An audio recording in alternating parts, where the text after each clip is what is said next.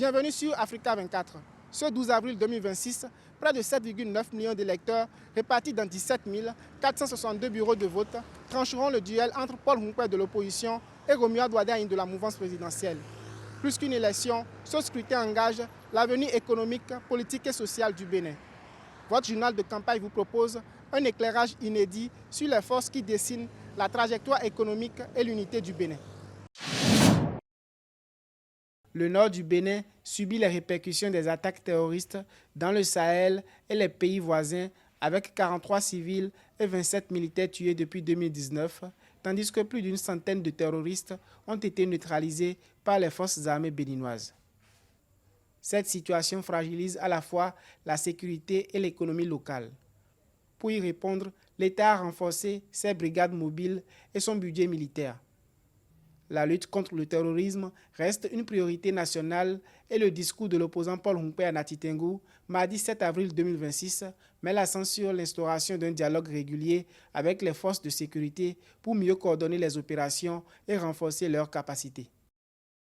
Je voudrais m'adresser aux forces de défense et de sécurité. À l'avènement de notre pouvoir, nous allons organiser régulièrement des discussions avec eux pour leur donner les moyens qu'il faut pour combattre. Au Bénin, pays reconnu pour sa transition pacifique et son pluralisme politique, la démocratie se heurte de nos jours à de nouveaux enjeux. Consolidation des institutions, participation citoyenne et renforcement de la confiance dans le processus électoral. Les initiatives du candidat de l'opposition Paul Hunkwe, révision constitutionnelle par référendum, gouvernement d'union nationale et rééquilibrage des institutions s'inscrivent dans cette perspective et invitent à repenser concrètement l'exercice du pouvoir par le peuple. Il faut que les Béninois s'asseyent, qu'ils discutent ensemble de ce qu'ils veulent faire de leur pays. Nous allons nous asseoir et décider de ce que nous aurions souhaité qu'on inscrive dans notre constitution. Et après, nous irons à un référendum. Nous allons former un gouvernement d'union nationale. Selon les forces politiques de l'opposition, sous le régime actuel, le Bénin fait face à de multiples dérives, violations des droits humains, expropriation arbitraire, suppression massive d'emplois et retraite forcée.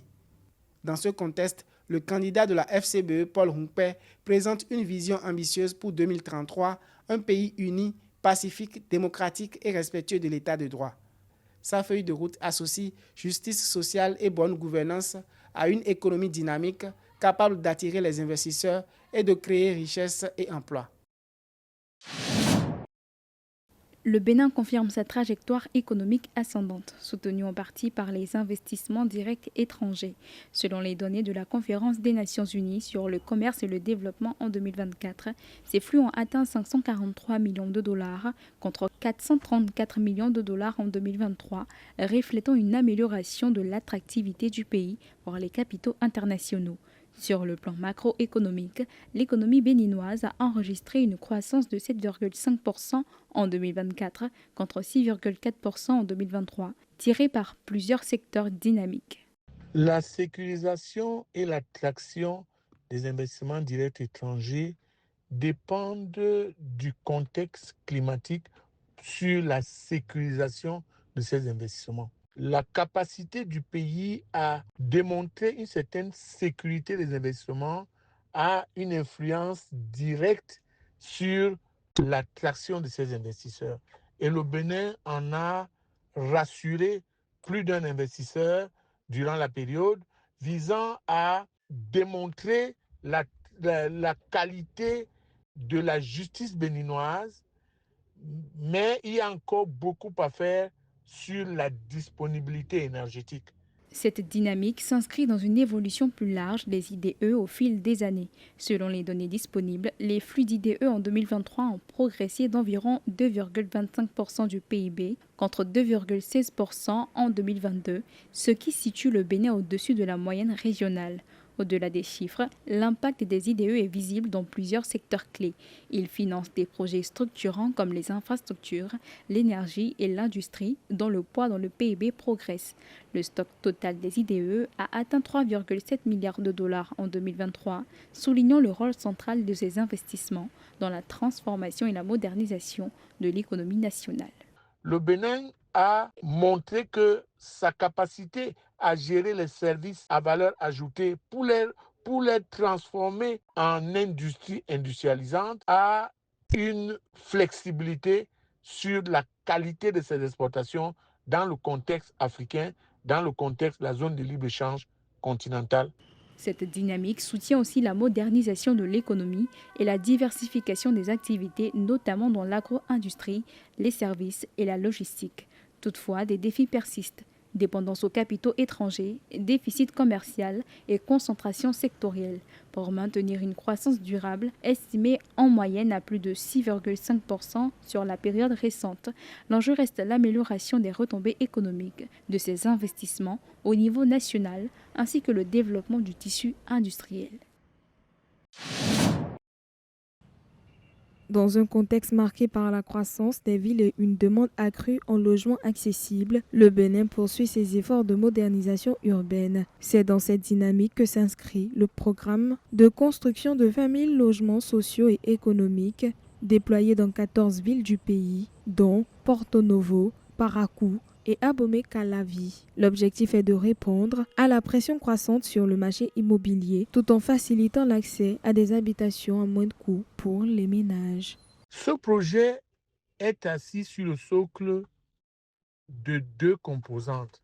D'abord, l'aménagement, c'est-à-dire la viabilisation des espaces non utilisés ou des espaces semi-urbains et le financement d'accès à ces espaces dû aux problèmes fonciers qu'il faut résoudre au préalable et aux problèmes d'accès à la propriété qu'il faut muter après.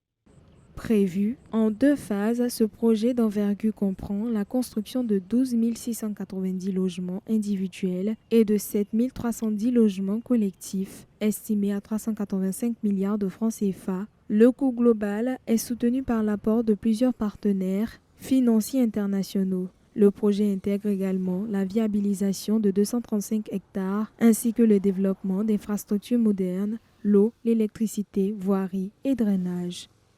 L'impact de cela, c'est que ça agrandit les villes, ça urbanise les villes et ça améliore les capacités des citoyens à être productifs tout en créant des emplois dus à la mise en œuvre de ces infrastructures. Donc, c'est toute une émulation économique qui est mise en place. Ce programme traduit une nouvelle approche de l'aménagement urbain au Bénin fondée sur la durabilité, la mixité sociale et l'amélioration du cadre de vie. Il vise à créer des quartiers mieux structurés, plus inclusifs et mieux équipés, tout en générant des emplois et de la valeur économique. En 2024, la place Vodung d'Agbe-Clounon-Ronto a été complètement rénovée. C'est l'association Wadada Bénin qui a lancé ce projet avec l'aide de la mairie de Porto-Novo et de ses partenaires. Cette rénovation n'est pas qu'un simple coup de peinture. C'est un grand projet qui a pour but de protéger le patrimoine de la ville en restaurant petit à petit les 40 places Vodung qui sont importantes pour les rituels à Porto-Novo. L'objectif est de redonner de l'importance à ces lieux qui sont souvent oubliés. Pourtant, ils sont essentiels pour l'histoire et la spiritualité de la ville. Grâce à cette rénovation, cette place est devenue un site touristique. D'accord? Et les touristes viennent pour découvrir les pitons royaux qui sont adorés, qui sont vénérés par les peuples de Houeda, les Houedanes. Au centre de la place rénovée se trouve le temple Vodung d'Agbe-Clounon. Ce lieu sacré abrite des pitons royaux qui sont des animaux sacrés très importants pour les peuples du royaume Houeda. Le temple est aussi un lieu de transmission de connaissances anciennes. Les visiteurs peuvent y découvrir les différentes divinités du vaudou ainsi que les histoires des familles et des lignées associées à cette place. Nous faisons la prière le jour du marché de Djara qui fait Kipeto. Après, nous faisons différentes formes de cérémonies et de libations. Porter le python au cou n'a rien à voir avec les ténèbres. C'est le symbole de la force et la victoire dans la vie. Il incarne la suprématie, c'est une divinité protectrice de l'être humain que nous sommes. Il combat le mal et nous donne la bénédiction.